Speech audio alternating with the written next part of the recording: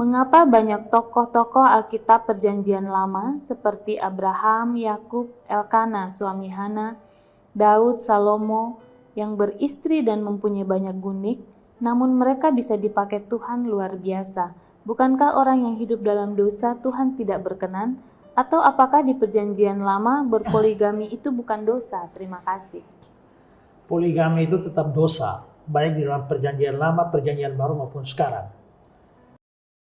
Tentunya kita sudah mendengarkan bagaimana cuplikan videonya. Ada pertanyaan yang cukup menarik ditanyakan kepada pendeta Esra Soru terkait tentang poligami.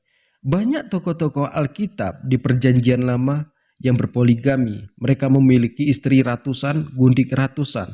Apakah berpoligami ini dosa atau tidak? Jawaban dari pendeta Esra Soru, mau di Perjanjian Lama ataupun di Perjanjian Baru, yang berpoligami ini tetap dosa.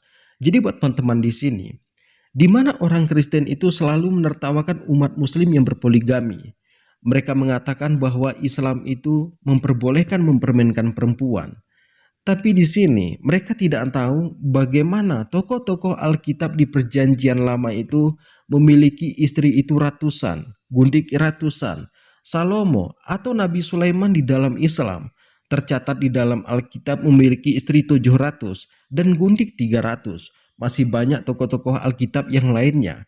Kenapa mereka menertawakan umat Muslim yang memperbolehkan menikahi 7 perempuan, sedangkan mereka itu memiliki 700 istri dan 300 gundik?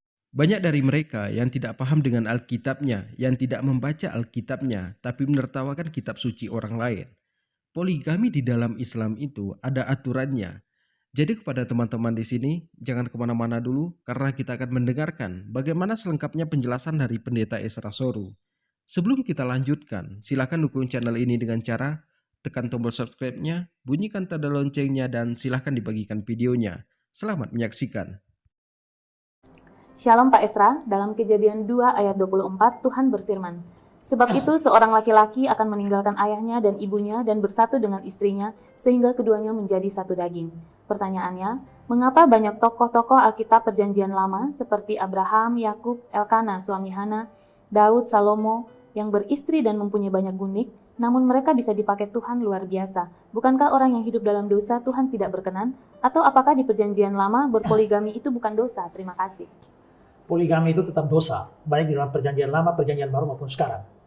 Saudara kutip ayat Kejadian 2 ayat 24, itu dasarnya. Seorang laki-laki akan meninggalkan ayahnya dan ibunya dan bersatu dengan istrinya sehingga keduanya menjadi satu daging, bukan ketiganya. Orang kalau berpoligami berarti ketiganya atau keempatnya, ya kan? Kalau Salomo itu ke-1000-nya. Ya. Jadi poligami itu tetap dosa. Tapi kok tokoh-tokoh Alkitab itu kok berpoligami? Ya berarti tokoh Alkitabnya itu dosa. Tapi kalau memang mereka berdosa, kenapa Tuhan masih mau pakai mereka? Ya sebenarnya kalau bicara Tuhan mau pakai, kita juga belum berdosa semua. Tapi Tuhan pakai juga kan? Ya kan? Kalau nanti kita baru tidak berdosa kalau sudah di surga. Kita tahan sejenak. Kristen itu selalu menertawakan umat Muslim. Mereka mengatakan umat Muslim ini suka mempermainkan perempuan karena diperbolehkan oleh agamanya. Tapi mereka tidak tahu apa yang terjadi di dalam Alkitabnya.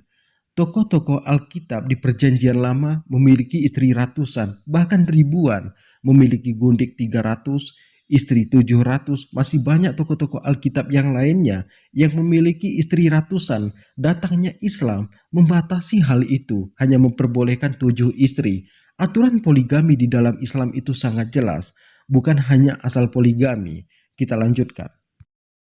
Tapi khusus tentang poligami ini, sekalipun itu dosa, kelihatannya penanganan Tuhan terhadap mereka atau reaksi Tuhan terhadap dosa poligami ini agak lembut. Agak lembut ya. Ketimbang di Perjanjian Baru. Mengapa? Ini bukan karena Tuhan kompromi dengan dosa, tapi karena memang poligami itu menjadi budaya pada waktu itu. Itu menjadi sesuatu yang kebiasaan dalam budaya-budaya pada waktu itu. Bahkan dalam kebudayaan waktu itu, kebesaran seorang raja itu tergantung dari berapa banyak istrinya. Itulah mengapa Salomo punya banyak istri dan gundik total 1000. Itu bukan karena dia maniak seks, ya. Dan punya istri sebanyak itu juga belum tentu tidur atau hubungan seks dengan Banyak seperti itu. Lah kalau satu hari satu aja 1.000, itu dia baru kembali ke istri pertama itu 3 tahun itu, 3 tahun lebih. Saya pikir-pikir, kalau 1.000 ini lama-lama, bukan lama-lama ya, bisa-bisa lupa separuh namanya ya. Kita sudah mendengarkan bagaimana penjelasan dari Pendeta Esra Soru ini terkait tentang poligami. Selama ini Kristen itu selalu menertawakan umat muslim yang berpoligami. Mereka mengatakan agama Islam ini adalah agama yang aneh karena memperbolehkan berpoligami. Seolah-olah di dalam Alkitab itu tidak ada tokoh-tokoh Alkitab yang berpoligami.